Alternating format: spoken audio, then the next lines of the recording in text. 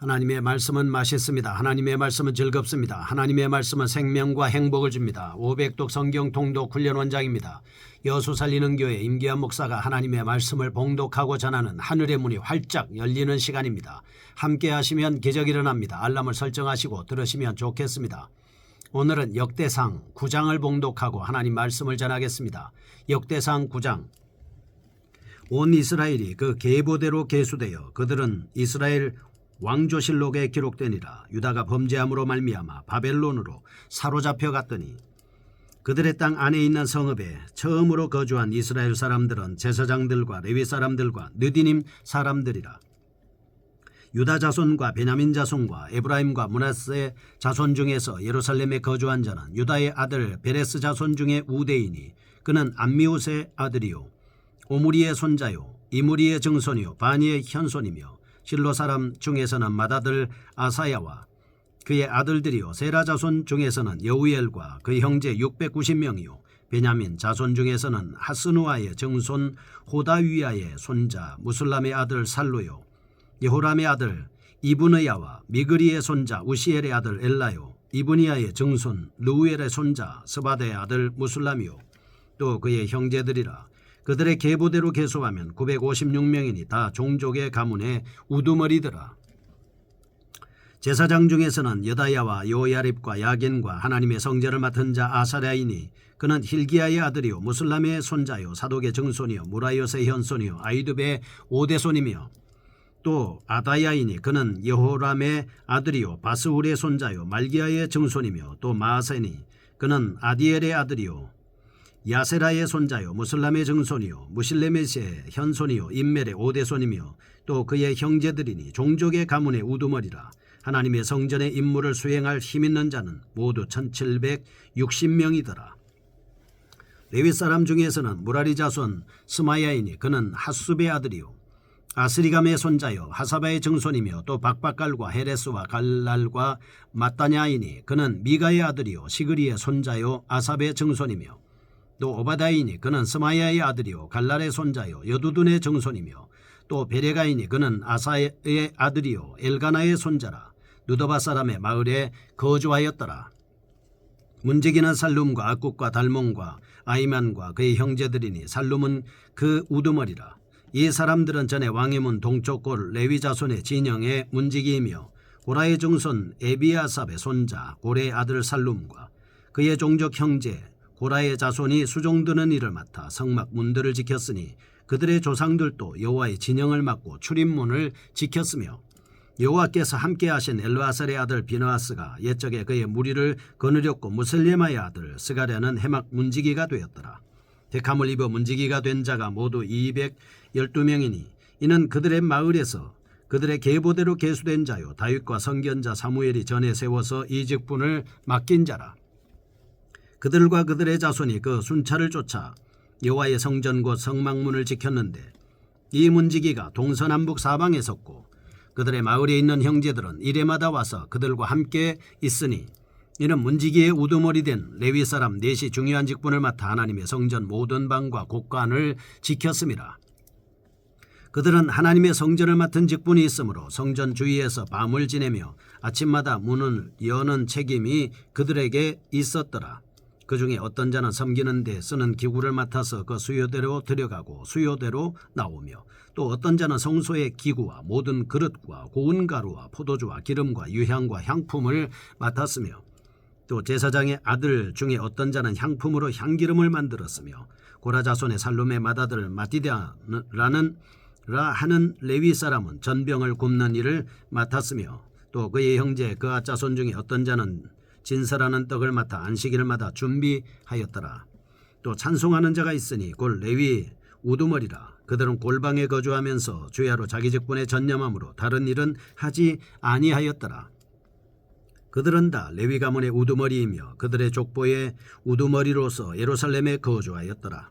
기브온의 조상 여이엘은 기브온에 거주하였으니 그의 아내의 이름은 마아가라.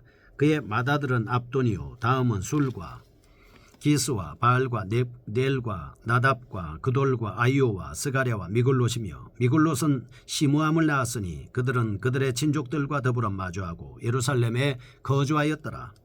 넬은 기스를 낳고 기스는 사울을 낳고 사울은 요나단과 말기수아와 아비나답과 에스바를 낳았으며 요나단의 아들 무리바알이라. 무리바알은 미가를 낳았고 미가의 아들들은 비돈과 멜렉과 다레아와 아하스이며 아하스는 야라를 낳고 야라는 알레멕과 아스마웻과 시므리를 낳고 시므리는 모사를 낳고 모사는 비느아를 낳았으며 비느아의 아들은 르바야요 그의 아들은 엘르아사요 그의 아들은 아셀이며 아셀이 6 아들이 있으니 그들의 이름은 아스리감과 보그루와 이스마엘과 스아랴와 오바다와 하나니라. 아셀의 아들들이 이러하였더라. 아멘. 역대상 9장입니다. 예루살렘 주민들과 사울 왕가의 족보에 대해서 말씀하고 있습니다. 1장에서 9장은 다윗 왕조의 계보의 마지막 부분에 해당되는 오늘 9장의 말씀을 읽었습니다. 1절에서 34절은 바벨론 포로로부터 귀환해서 예루살렘에 거주한 주민들의 현황을 언급하는 전반부의 말씀입니다. 35절에서 44절은 사울 가문의 족보에 대해서 말씀하고 있습니다. 1절에서 9절입니다. 예루살렘에 거주한 베냐민과 유다 지파에 대한 말씀. 10절에서 16절은 제사장과 찬송하는 자의 명단입니다. 17절에서 27절은 다윗 시대의 성막을 지켰던 문지기들. 28절에서 34절은 성소에서의 여러가지 봉사하는 봉사직들. 35절에서 44절은 사울 왕가의 족보로 구성되어 있습니다. 하나님의 언약의 장소인 예루살렘에서 이들은 은혜 받은 자들로서 예배를 고수했습니다. 하나님께 예배하며 적극적으로 봉사했던 것입니다. 여호와를 경외하는 가장 고상한 것으로 여기고 예루살렘으로 이주한 이들도 있었습니다. 평생 동안 하나님께 바쳐진 이들도 있습니다. 첫 번째입니다. 하나님은 오직 한 통로를 통해서만 은혜를 베푸신다는 사실을 깨달을 수가 있습니다. 이 통로가 바로 예루살렘입니다. 이는 신약의 예수 그리스도를 상징하는 것입니다. 둘째, 하나님의 은혜를 얻기 위해서 인간은 이미 우리 곁에 임재하여 계신 하나님 앞으로 나와야 된다라고 하는 사실을 발견할 수 있습니다. 첫 번째, 1절에서 9절입니다. 예루살렘의 주민들을 보겠습니다. 1절에서 34절은 남은 자들의 족보를 언급하는 가운데 1절에서 2절 말씀은 지금까지의 간략한 경과에 대한 말씀을 하고 있습니다. 온 이스라엘이 그 계보대로 계수되어 그들은 이스라엘 왕조실록에 기록되니라. 유다가 범죄함으로 말미암아 바벨론으로 사로잡혀 갔더니 그들의 땅 안에 있는 성읍에 처음으로 거주한 이스라엘 사람들은 제사장들과 레위 사람들과 느디님 사람들이라. 이렇게 해서 이 남은 자들의 족보들 가운데 지금까지 간략한 경과를 말씀하고 있습니다. 3절에서 6절 예루살렘에 거한 유다 지파 사람들입니다. 7절에서 9절은 예루살렘에 거한 베냐민 지파 사람들로 구성됩니다. 고레스의 칙령 이후에 예루살렘에 돌아와 성전과 밀접한 관련 있는 일을 한 사람들이었습니다. 본단락에서는 예루살렘에 거한 유다 지파와 베냐민 지파에 관심이 집중되고 있습니다. 유다 지파와 베냐민 지파는 유다 왕국에 속해 있던 지파들이었을 뿐만 아니라 포로 귀환 이후에 이스라엘 공동체에서 가장 중요한 지파들이었기 때문입니다. 신정국가의 회복을 바라보았다는 관점에서 이들에 대한 기록을 말씀하고 있는 겁니다. 두 번째, 제사장과 악사들의 족보를 보겠습니다. 역대상 9장 10절에서 16절입니다. 10절에서 13절은 24반차에 속한 제사장들과 대제사장 아사랴의 족보에 대한 말씀입니다.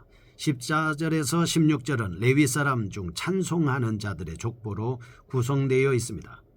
예루살렘의 종교적 의의를 살리는 데 있어서 가장 중요한 레위인들을 소개하고 있는 것입니다. 예루살렘은 당시 하나님의 유일한 은혜의 통로였습니다. 하나님과의 교통 장소였습니다. 바벨론에서 제일 먼저 예루살렘에 돌아온 자들이 제사장이라는 사실이 우리에게는 매우 중요한 의미를 부여하고 있습니다. 우리가 범죄로 인해서 하나님과 교제가 단절되고 우리의 삶에 절망만 남아있을 때 무엇보다도 먼저 하나님과의 정상적인 관계의 회복을 위해서 회개의 눈물이 있어야 한다는 것입니다. 하나님의 이름으로 이스라엘 백성들을 축복하고 율법을 바르게 가르치고 깨우쳐줄 제사장이 돌아왔다는 사실은 하나님의 역사하심과 순종함을 가르치는 법을 우리에게 주시기 위해서 혼탁한 사회에서 제사장들의 역할이 필요했기 때문입니다.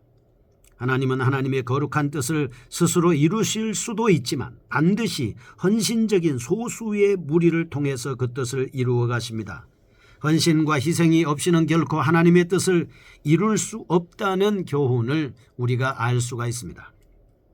나 한 사람이 하는 역할이 굉장히 중요하다는 것을 애청자들은 아셔야 됩니다.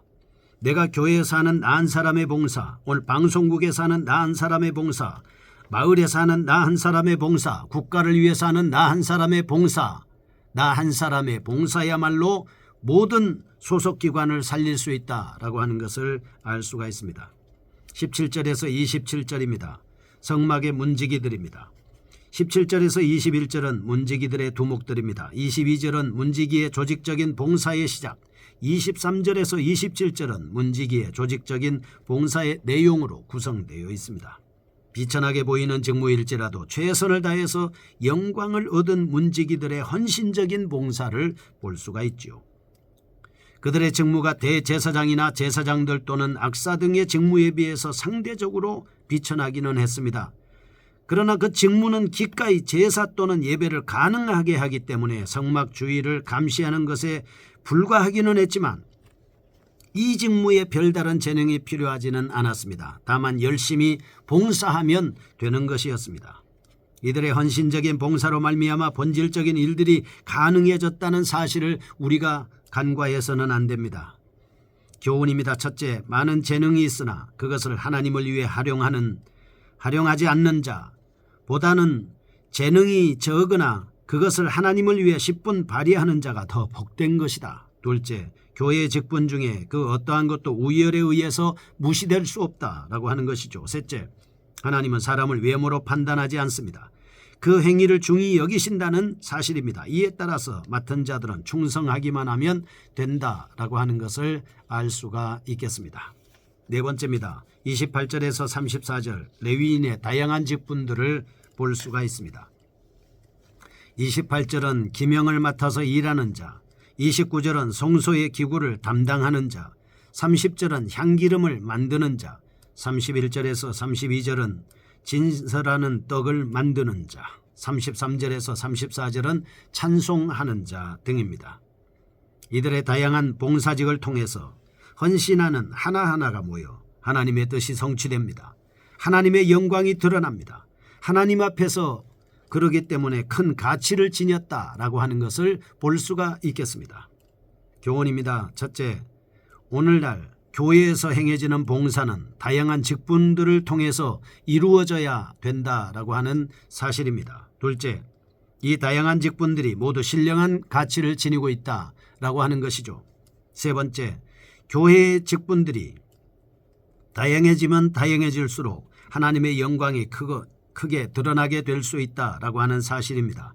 교회의 다양한 직분들은 예수 그리스도의 통치하에서 발휘되어야 하고 그 목적은 오직 하나님께 드리는 영광이 될 뿐 아니라 다른 지체들에게도 덕을 끼쳐야 된다라고 하는 것입니다. 다섯 번째입니다. 35절에서 44절 다윗 왕가의 족보입니다. 35절에서 38절은 사울 왕의 조상 여이엘의 아들들, 39절은 사울 왕의 가족들, 40에서 44절은 요나단의 아들 무리바알과 그의 후손들로 구성되어 있습니다. 본단락은 다음에 이어지는 사울 왕의 비극적 종말에 대한 서론적 도입 부분입니다. 여기서 우리는 성경의 어떤 구절이든 맹목적으로 기록된 것은 하나도 없고 고유의 의미를 가지고 있음을 주목해야 합니다. 족보를 기록함에 있어서 첫째, 구속사적 시각으로 본다면 선택된 백성들을 구원하시고 인도하신 하나님의 구속사를 보여줍니다.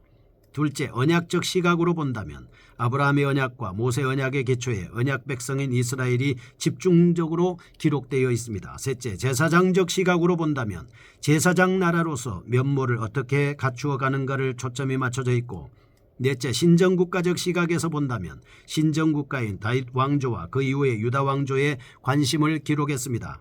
다섯째, 신앙적 시각으로 본다면 신앙적 열심으로 미지의 땅을 개척하고 자신의 고난을 극복하는 위대한 신앙 인물들이 관심의 대상이 된 것입니다.